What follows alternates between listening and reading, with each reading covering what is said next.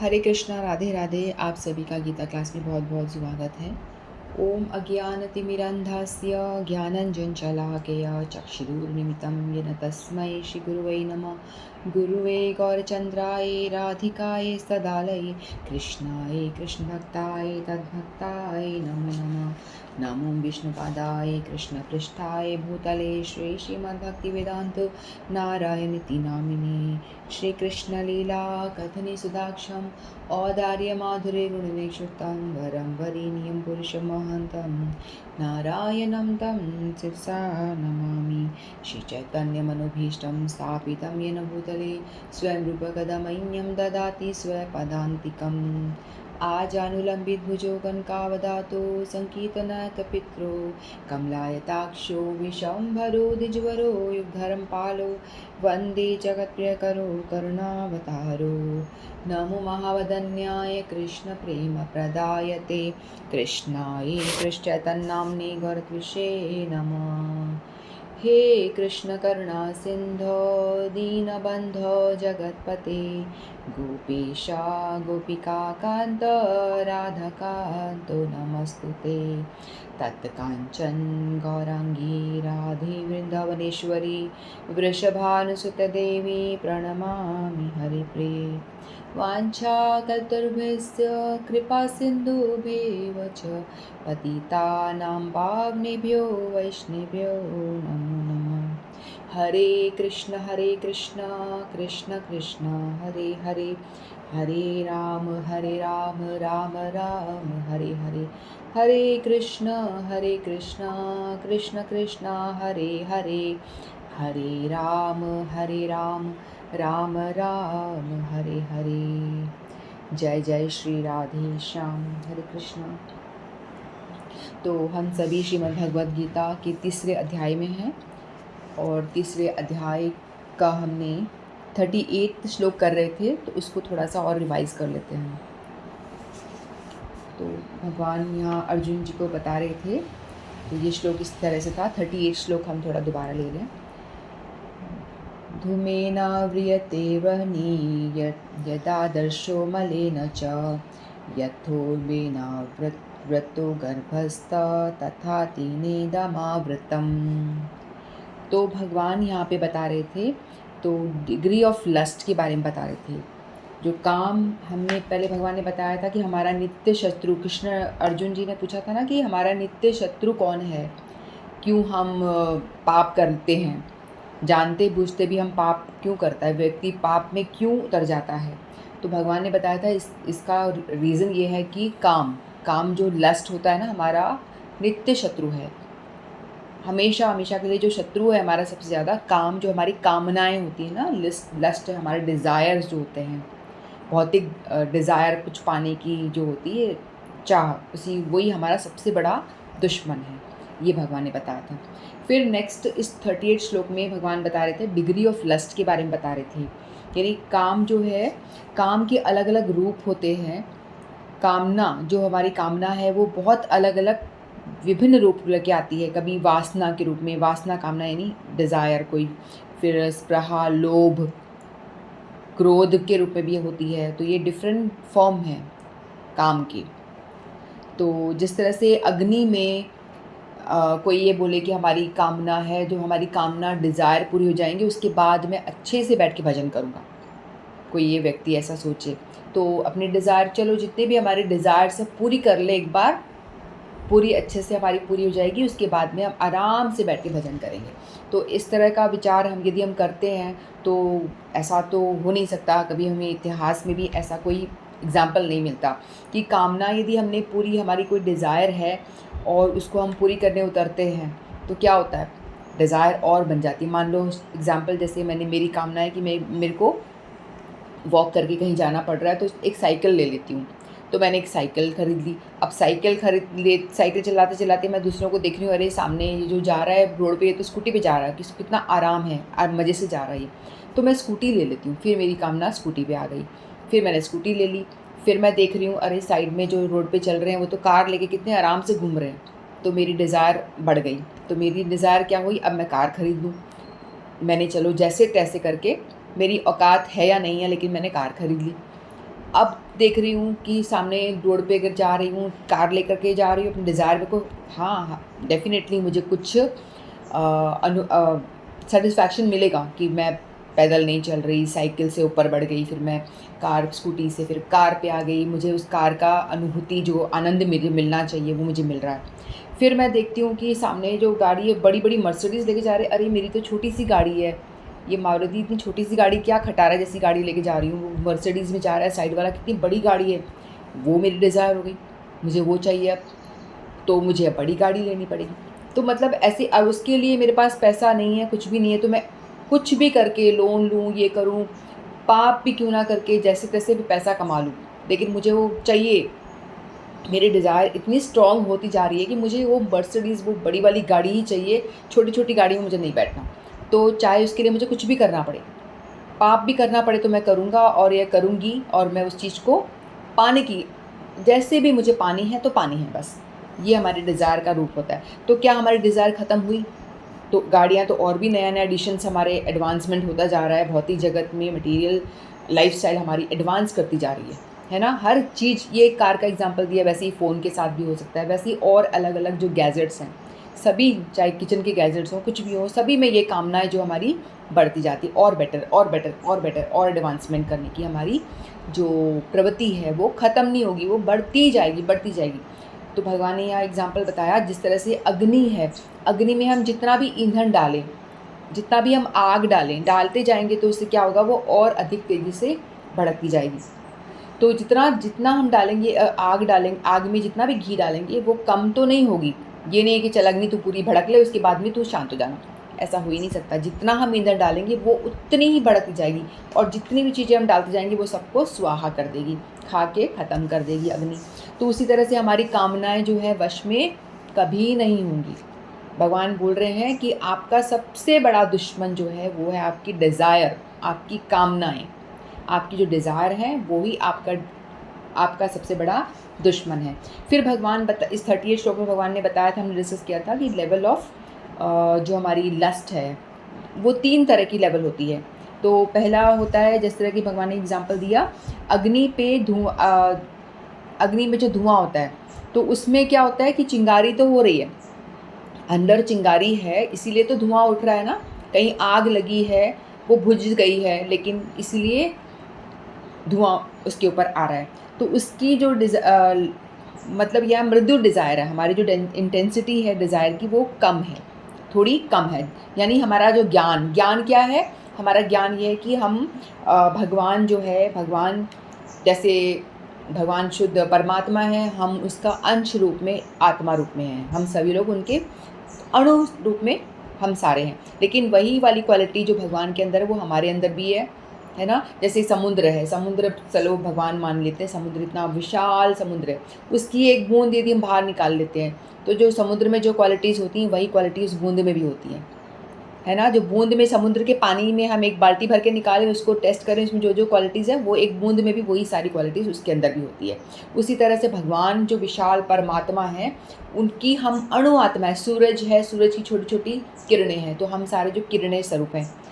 तो इसलिए हम में भी वही सारी क्वालिटीज़ हैं, तो वो भी पवित्र है। भगवान सच्चिदानंद पवित्र है, तो उस तरह से हमारी आत्मा भी पवित्र है। लेकिन वो जैसे हम धरती पे जन्म लेते हैं तो हमारे उस माया के संसर्ग में आकर के हमारे अंदर बहुत सारी गंदगी, मतलब वो लोभ, क्रोध, मोह, माया, इसके संसर्ग में आते से ही हमारी आत्मा आत्मा अशुद्ध नहीं होती, लेकिन आत्मा के बिल्कुल करीब हमारा जो होता है ना, 2 शरीर होते हैं, हमने बार-बार हम पढ़ रहे हैं।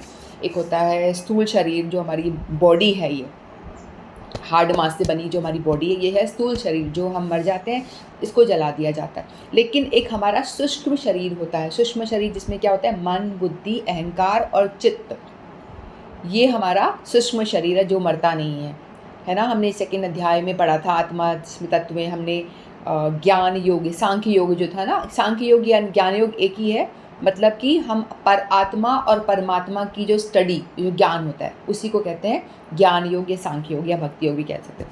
ठीक है, तो इसके बारे में ही हमने सेकंड अध्याय में पढ़ा था और आगे भी पढ़ेंगे।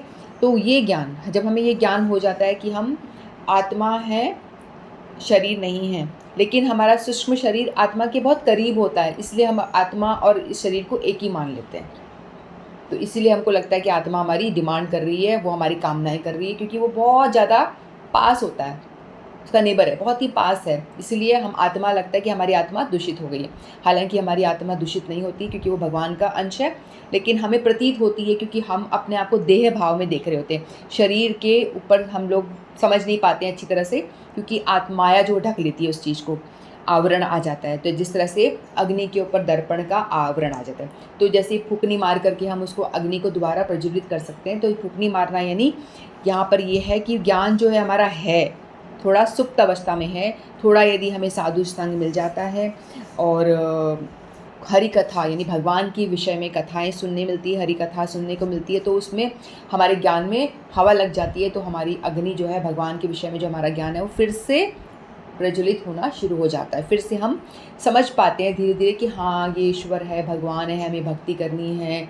हमें जितना हम साधु संग लेंगे, जितना हम साधुओं का संग, साधु संग क्या हमें देते हैं, वो हमको बताते हैं कैसे भगवान को प्राप्त करना है। हरि कथा सुना के हमारी जो धुआं है उसको हटा देते हैं और हम फिर भक्ति में लग जाते हैं। तो ये हमारा जो मनुष्य की भी तीन तरह का आवरण मनुष्य पे है।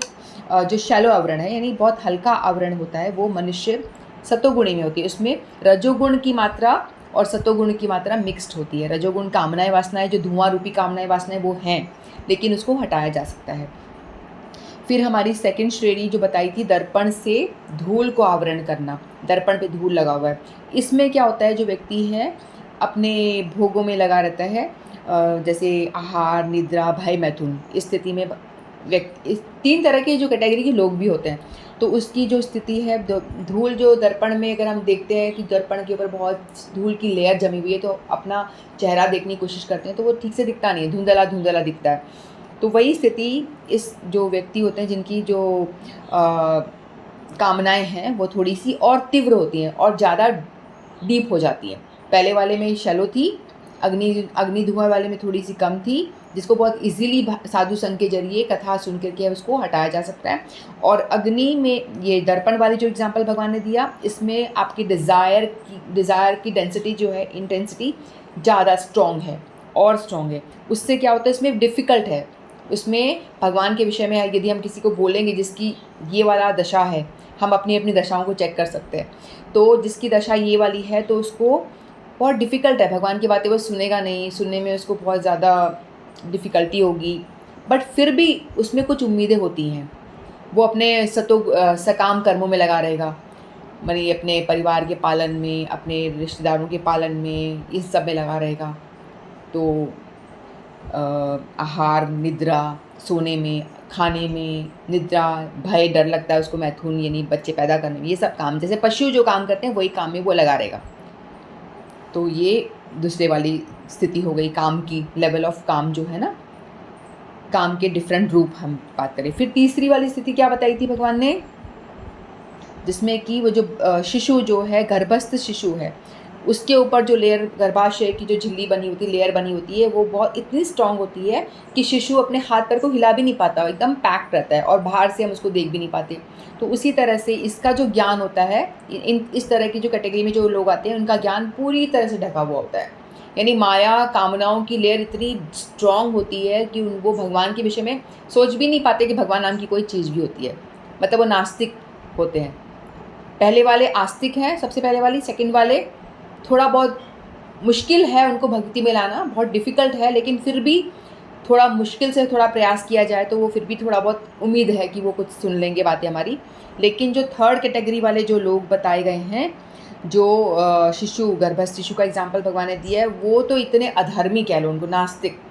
उनको कुछ भी आप समझा दो, भगवान है बोलेंगे अरे कोई भगवान नहीं, किसने देखा है पिछले जन्म, यही जन्म है, जी लो, मज़े कर लो, जो करना है कर लो, और मार धाड़। उनको मतलब विश्वास ही नहीं है कि हमारा पुनर्जन्म होता है, वो इस चीज़ को मानते भी नहीं हैं, मानेंगे भी नहीं कि पुनर्जन्म कुछ होता है। वो बोलेंगी जी लो, मज़े कर लो, और वो सारे उल्टे सीधे काम करेंगे। उनकी जो काम की अवस्था बहुत तीव्र है, बहुत इंटेंसिटी जो है बहुत ज़्यादा हाई, बहुत तेज है, बहुत प्रगाढ़ है। तो जीव की चेतना इसमें क्या होता है, इस अवस्था में बिल्कुल लुप्त हो जाती है। वो बिल्कुल भूल जाता है भगवान के विषय में, उसे कुछ भी ध्यान नहीं रहता, वो बिल्कुल समझ ही मतलब वो उसके अंदर भगवान की जो ज्ञान है ना वो होता है सबके अंदर होता है, क्योंकि हम भगवान का ही पार्ट एंड पार्सल है ना। तो हमारे सबके अंदर वो कृष्ण प्रेम सभी के अंदर है, लेकिन हम लोग को अनुभूति इसलिए नहीं हो रही क्योंकि वो ढका हुआ है।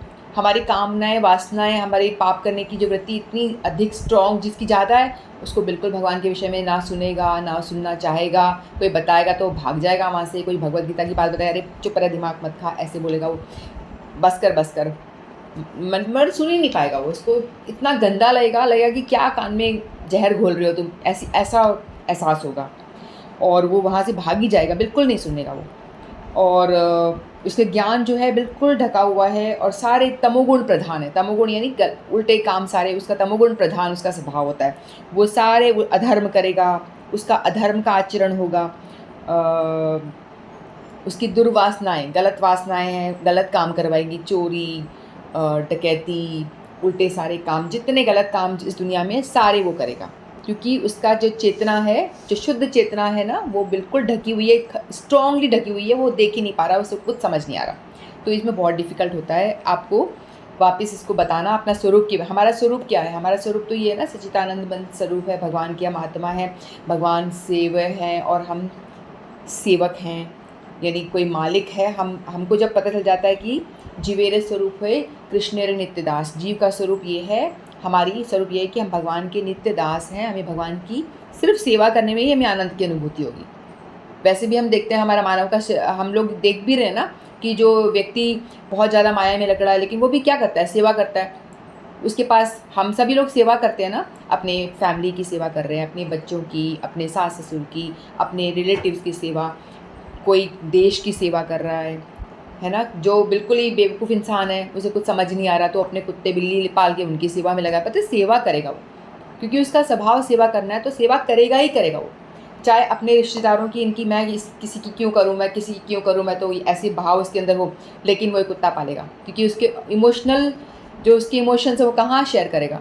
यदि वो लोगों को शेयर नहीं करेगा तो वो अपने कुत्ते बिल्ली पाल के उनके साथ अपना इमोशंस शेयर करेगा, है ना। तो इस तरह से हम सेवा करेंगे ही करेंगे, क्योंकि हमारा स्वरूप यही है। स्वरूप यानी हमारा जो भगवान ने जिस तरह का हमें बना के भेजा है, सेवा करना है। इसलिए बेहतर है कि हम कुत्ते बिल्लियों की सेवा करने के बजाय हम भगवान ठाकुर जी की विग्रह ले आएँ, उनकी सेवा में लग जाएँ। क्योंकि अगर हम भगवान की सेवा यहीं से हम प्रैक्टिस शुरू कर दें, क्योंकि हमारा स्वरूप यही है, हमें आगे जाकर यदि हम अच्छे से भगवान की सेवा करेंगे तो हमारी प्रैक्टिस हो जाएगी भगवान की सेवा कैसे करते हैं। सुबह भगवान को उठाना, भगवान को खिलाना, भगवान को नहलाना, भगवान का सुंदर सुंदर वस्त्र धारण कराना, भगवान का श्रृंगार करना, ये सारे काम हमारी सेवा है। इसी में अगर हम पूरा दिन अपनी इंद्रियों को लगाए रखेंगे तो हमारी इंद्रियां राइट डायरेक्शन में रहेंगी, उल्टे कामों में नहीं जाएंगी, और इस तरह से धीरे धीरे करते हमारी चेतना तमोगुण से, रजोगुण से फिर उठ करके और सत्वगुण में आ सकती है। और करेंगे तो सत्वगुण से भी ऊपर एक निर्गुण होता है, जिसको कि भगवान से जब हमारी भक्ति स्ट्रांग होती है तो वो निर्गुण कहलाता है, क्योंकि हमें कोई काम का फल नहीं मिलता, जो हमने पहले पढ़े थे ना, इस तरह से। तो ये हमारे 338 श्लोक थोड़ा मैंने दोबारा से रिवाइज कराया। अब हम लेते 39 श्लोक लेते हैं। आवृतं ज्ञानमेतेन ज्ञानिनो नित्यवैरिणा कामरूपेण कौन्तेय दुष्पुरेणानलेन च।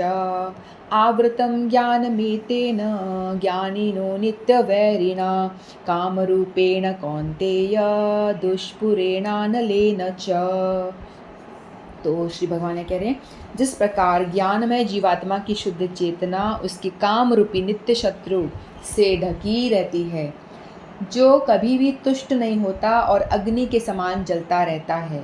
जो हमने अभी पढ़ा, वही जो मैंने एक्सप्लेन किया, वही चीज़ मैं थोड़ा पढ़ देती हूँ। मनुस्मृति में कहा गया है, ये मनुस्मृति शास्त्र है, इसमें बताया गया कि कितना भी विषय भोग क्यों ना किया जाए, काम की तृप्ति नहीं होती। जिस प्रकार की निरंतर ईंधन डालने से अग्नि कभी नहीं बुझती। भौतिक जगत में समस्त कार्यकलापों का केंद्र बिंदु मैथुन सुख है। अतः इस जगत को मैथुन आगार या विषयी जीवन की हथकड़ियाँ कहा गया है। एक सामान्य बंदीगृह में अपराधियों को छड़ों के भीतर रखा जाता है, इसी प्रकार जो अपराधी भगवान के नियमों की अवज्ञा करते हैं वे मैथुन जीवन द्वारा बंदी बनाए जाते हैं। इंद्रिय तृप्ति के आधार पर भौतिक सभ्यता की प्रगति का अर्थ है इस जगत में जीवात्मा का बंधन अवधि को बढ़ाना। अतः यह काम अज्ञान का प्रतीक है जिसके द्वारा जीवात्मा को इस संसार में रखा जाता है। इंद्रिय तृप्ति का भोग करते समय हो सकता है कि कुछ प्रसन्नता की अनुभूति हो, किंतु यह प्रसन्नता की अनुभूति इंद्रिय भोक्ता का चरम शत्रु है। जो हमारे लिए एडवांसमेंट है वही भगवान कह रहे हैं कि ये हमारा चरम शत्रु है। जितना हम हमारी मटेरियल लाइफ हमारी जितनी कंफर्टेबल होती जा रही है, हम जितना उसमें धंसते जा रहे हैं, कामनाओं में धंसते जा रहे हैं, कामनाओं वासनाओं में धंसते जा रहे हैं, उतने ही हम भगवान से दूर जाते जा रहे हैं। तो भगवान कह रहे हैं कि जेल में तो हम दिखता है कि जो व्यक्ति जो गलत काम करता है, अपराधी को लोहे की सलाखों के पीछे बांध के रखा जाता है ना। तो लेकिन हम लोगों को भी भगवान ने जब जीव हमेशा सनातन है, हमेशा से थे, लेकिन हम भगवान के जैसे समझ लो प्रिय पुत्र, भगवान के पुत्र होते हैं ना, भगवान के बच्चे। तो लेकिन भगवान हमको बोल रहे हैं ऐसा करो ऐसा करो। हम जो एक नालायक बच्चे जो होते हैं, हम जो जिसने जन्म दिया, हम सारे नालायक बच्चे हैं। ये कंफर्म है कि हम सभी भगवान से हमने विद्रोह किया था। हमने कहा था कि तुम ही क्यों भोग रहे हो, हमें भी भोगना है। हमने भगवान से विद्रोह किया था। तो भगवान ने कहा ठीक है बच्चे। तो बच्चा ऐसे कहता है कि भाई देखो मुझे तो भोगना है, मुझे भी मेरा घर अलग चाहिए। माता पिता के एग्जाम्पल ले लो। तो माँ उसको बोलती चल ठीक है, तेरा किचन सेट ये रहा किचन सेट, तो इसमें से अपना बना ले खाना और भोग ले इस तरह से। तो अपना वो आर्टिफिशियल बनाता है। तो इस तरह से हम लोगों को भी भगवान ने बोला ठीक है जा इस मृत्यु लोक में, यानी धरती को मृत्यु लोक कहा गया है क्योंकि सबको मरना है। तो बोला जा नीचे धरती पे चला जा और तू आनंद कर ले। जैसे बच्चा अपना किचन सेट के साथ खेल रहा है, घर घर खेल रहा है, उस तरह से तू भी इस मृत्यु लोक में जा और अपना जैसे जीना जी ले। लेकिन मैं तुझको बता रहा हूँ कि ये शास्त्र दे रहा हूँ, इसके हिसाब से जीना, तो तू जी अपना भोग करके वापस आ जाएगा मेरे पास में। लेकिन यदि हम यहाँ करके शास्त्रों का भी उल्लंघन करते हैं तो क्या होता है फिर हम उससे क्या होता है, हमें फिर दंड मिलता है। तो माया जो है, माया देवी कौन है? भगवान की जैसे बहन। जब कृष्ण भगवान जन्म लेते हैं ना, भगवान कृष्ण का जन्म होता है, तो हमने देखा ना कि यशोदा मैया के 2 बच्चे होते हैं। एक बेटी होती है ना, जो वसुदेव महाराज होते हैं, बेटी को उठा के लेकर आ जाते हैं और बेटे को रख देते हैं। जो बेटी होती है ना, भगवान की जो सिस्टर है वही है वो माया देवी। जो दुर्गा माता और जितनी भी माताओं के हम नाम लेते हैं ना, सारी वो माता उन्हीं का ही स्वरूप है। वो जो भगवान कृष्ण की छोटी बहन है, छोटी बहन नहीं है, मतलब साथ साथ में पैदा हुई थी, पहले भगवान हुए और फिर बाद में वही। तो इस तरह से तो भगवान की छोटी बहन कह लो। तो वो माया देवी जिसकी दुर्गा माता और जितनी माताओं के स्वरूप है ना, काली माता, ये माता, सारी माताएं भगवान की छोटी बहन ही है, उन्हीं के स्वरूप। तो ये वाली माता, इसको योग माया भी कहते हैं। योग माया जो है, आप भगवान से, यदि जो व्यक्ति संसार में आके भगवान का भजन करने का प्रयास करता है, जैसे हम सभी लोग करने का प्रयास कर रहे हैं, भगवान की ओर बढ़ने का प्रयास कर रहे हैं, भगवद गीता का अध्ययन कर रहे हैं, हरि नाम कर रहे हैं, तो हम सभी को योग माया देवी जो है, उस माता का जो रूप है, एक महामाया और एक योग माया, तो हम सबका योग माया हेल्प करेगी। भगवान की छोटी बहन जिनने अवतार लिया था वही हमारी हेल्प करेगी और पकड़ के हमको एक एक स्टेप भगवान की ओर लेके जाएगी। भगवान की ओर स्टेप कैसे लेगी? हमको अलग अलग रास्ते दिखाएगी। जैसे जूम से हम लोग गीता का अध्ययन करें, योग माया ने हम सबके दिमाग में प्रेरणा दी है कि आप इस तरह से भगवद गीता का अध्ययन कर सकते हैं, या प्रेरणा देंगी अंदर से, इस भक्त से बात करो, यहाँ मंदिर जाओ। ये जो अच्छे विचार जो हमारे अंदर प्रेरित करते हैं ना हमको करने के लिए, टेम्पल चलिए, मंदिर चलिए, परिक्रमा में चलो, भगवद गीता पढ़ो, हरि नाम करो, ये जो प्रेरणा हमारे अंदर से आती है वो योग माया देवी हमको प्रेरित करती हैं। जो भगवान की ही शक्ति है वो हमको प्रेरित करती है, वो हेल्प करती है। भगवान बोले जीव आना चाहता है भगवान के पास, तो वो हेल्प करके भगवान की तरफ लेकर आती है। और यदि कोई जीव आना नहीं चाहता है तो बोलेगी जा जेल में जा और फंसा रहे। जैसे जेल में कैदियों को दंड दिया जाता है ना, कैदियों को दंड इसलिए नहीं दिया जाता कि वो उनको पसंद नहीं होते, जेलर को बहुत बुरे लगते हैं, ऐसा नहीं। वो सुधारने के लिए उनको दंड देते हैं, कभी उनको कोड़े मारते हैं, कभी मनी पनिशमेंट दे करके उसको सुधारने का प्रयास होता है। इसी तरह से हमको जो भौतिक जगत में दंड मिलता है, क्योंकि ये भी हमको माया देवी एक जेलर की तरह काम करती हैं। ये जो संसार रूपी है ना, ये दुर्ग कहते हैं, दुर्ग का मतलब एक जेल भी होता है। तो हम सबको भगवान ने जेल में पटक दिया गया है, और इस जेल में हमको पटक दिया गया है। और यदि हम भगवान के प्रति कुछ पूजा पाठ नहीं करते, भगवान की ओर बढ़ने का कोई प्रयास नहीं करते, तो माया देवी हमको और पनिशमेंट देती है। कभी बीमारी दे देगी, कभी आपको एक्सीडेंट, रोग, गरीबी, जितनी भी मानसिक पीड़ाएं, शारीरिक पीड़ाएं, जितनी भी जो हमको परेशानियां आती हैं, ये सारी माया देवी द्वारा दी जाती हैं, जो इस भगवान की जो छोटी बहन है उन्हीं का ही एक रूप है। एक योग माया जो भगवान की ओर लेके जाती है, अच्छे लोग हैं जो उनको भगवान की ओर लेके जाती है, जो बुरे लोग हैं भक्ति करना नहीं चाहते, उनको पकड़ के माया देवी और जकड़ लेती हैं। तो सबसे बड़ा यहाँ पे मैथुन सुख बोला गया है। ज़्यादा लोग मैथुन के पीछे भागते हैं ना, संभोग जिसे कहते हैं, तो उसके पीछे भागने में लगे रहते हैं। लड़की लड़का के पीछे, लड़का लड़की के पीछे, वो ज़्यादा स्ट्रॉन्ग वो है, काम का रूप है। तो वो उसी रूप में धंस के रह जाते हैं। जितना आप अपने दिमाग में सोचोगे, उसके विषय में चिंतन करोगे, ध्यायते जो था ना हमारा श्लोक पहले हमने किया था, ध्यायते विषयानुम पुंस संगस्ते शुपजायते संगात जायते कामा कामा क्रोधात अभिजायते। तो ये ध्यायते यानी जितना आप ध्यान करते रहोगे, उसके बारे में चिंतन करोगे, तो वो आपकी डिज़ायर और स्ट्रांग होती जाएगी, और स्ट्रांग होती जाएगी। तो ये वाला श्लोक हमने सेकेंड अध्याय में पढ़ा था। तो वही बात है।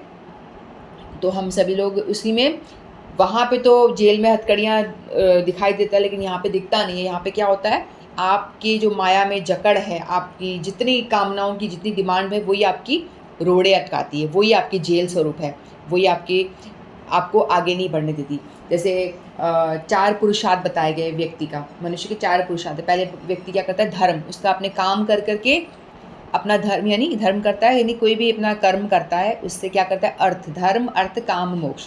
फिर वो उससे पैसा कमाता है, अर्थ कमाता है, अर्थ यानी पैसा कमाता है। फिर पैसा कमा के क्या करता है, वो काम की जो उसकी डिमांड्स होती है, मेरे पास इतना पैसा आ गया, मुझे ये चाहिए, वो चाहिए, वो अपनी डिमांड्स पूरी करता है, खरीदता है।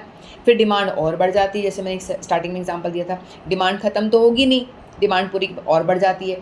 फिर वो दोबारा से और काम करता है, फिर और ज़्यादा पैसा कमाता है, फिर और अपनी डिमांड पूरी करता है, अपने काम को और पूरा करता है। फिर वो दोबारा से कामना और बढ़ जाती है, और बड़ी चीज़ लेने की डिज़ायर हो जाती है। फिर वो और काम करता है, कैसे और पैसा कमाऊँ, और किस तरह से बिज़नेस को बढ़ाऊँ, और पैसा आए तो मैं और ज़्यादा बड़ा चीज़ ले लूँ। फिर वो ऐसे करता है, तो इस चीज़ में फंस के रहता है, मोक्ष तक तो पहुँच ही नहीं पाता वो, क्योंकि उसकी कामनाएं ख़त्म ही नहीं होती। धर्म, अर्थ, काम, मोक्ष वाला स्टेप तो रह ही जाता है कि भगवान को कैसे पाना है, वो तो रह जाता है। वो इन 3 में ही अटक के रह जाता है, धर्म, अर्थ, काम। ये मनुष्य के 4 पुरुषार्थ हैं। कोई एक भाग्यवान जो व्यक्ति होता है, जिसको गुरु की कृपा मिल जाती है, तो गुरु जी उसको इस काम से ऊपर उठने का तरीका बता देते हैं। फिर वो धीरे धीरे वो प्रोसेस करना शुरू करता है। प्रोसेस करते करते फिर वो भगवान की तरफ बढ़ने का प्रयास करता है। जैसे हम सभी लोग हैं, हम सभी लोगों का आई थिंक सबसे पहला वाला ही हम पे सूट करता है, अग्नि धुएँ वाला। हमारे ऊपर अग्नि के ऊपर धुआँ वाला स्थिति है हम सबकी, क्योंकि हम सब प्रयास कर रहे हैं ना, भगवान की ओर बढ़ने का प्रयास करते। तो हम सब पहले वाली स्टेज में हैं, तो हमारे लिए बहुत सारे होप्स हैं, तो हम आगे बढ़ सकते हैं। ये मेरे को समझ में आ रहा है अपना, ठीक है। तो इस तरह से हम लोग भगवान को यदि पाना है, तो इस माया को ऊपर जाने के लिए पार पाना कोई बहुत मुश्किल है। तो इसके लिए हमको बहुत ज़्यादा भगवत भक्ति करने पे भगवान आगे बताएंगे किस तरह से आप इससे माया से पार पा सकते हो। तो आज मैं 2 श्लोक लेती हूँ, फिर आज मैंने वही रिपीटेशन किया 38 का और 39, क्योंकि इंपॉर्टेंट श्लोक तो मुझे लगा रिपीटेशन होना चाहिए इसका। तो 39, फिर कल हम 40 श्लोक ले लेंगे, नहीं 40 श्लोक हम कर लेंगे, ठीक है, क्योंकि आज टाइम हो गया। तो इतना ही कहकर मैं अपनी वाणी को विराम देती हूँ। वाञ्छाकल्पतरुभ्यश्च कृपा सिन्धुभ्येव च पतितानां पावनेभ्यो वैष्णवेभ्यो नमो नमः। सभी भक्तों की जय, ज्वाइन करने वाले सबकी जय। हरे कृष्णा, राधे राधे। किसी को कुछ समझ में नहीं आता तो पूछ सकते हैं।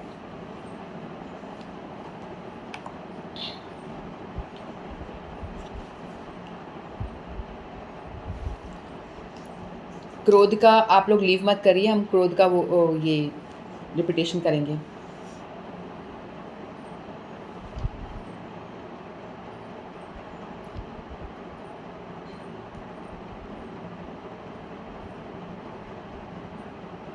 सब इतने फटाफट लीव कर देते हैं।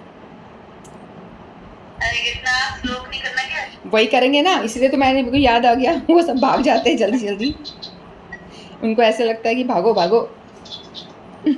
आप स्टार्ट कर दीजिए, मैं ढूंढ रही कौन सा था। हाँ जाते, चलो मैं करती हूँ।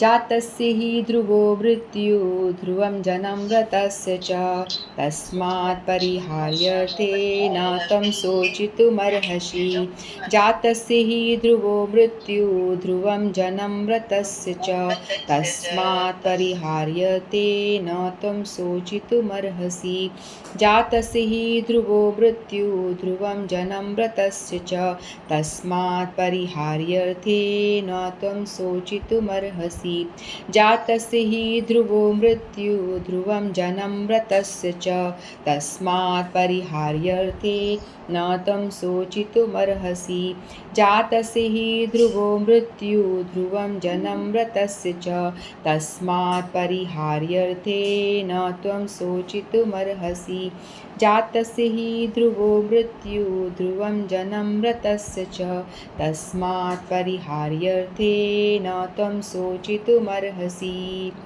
हंसा जी आप बोलेंगे?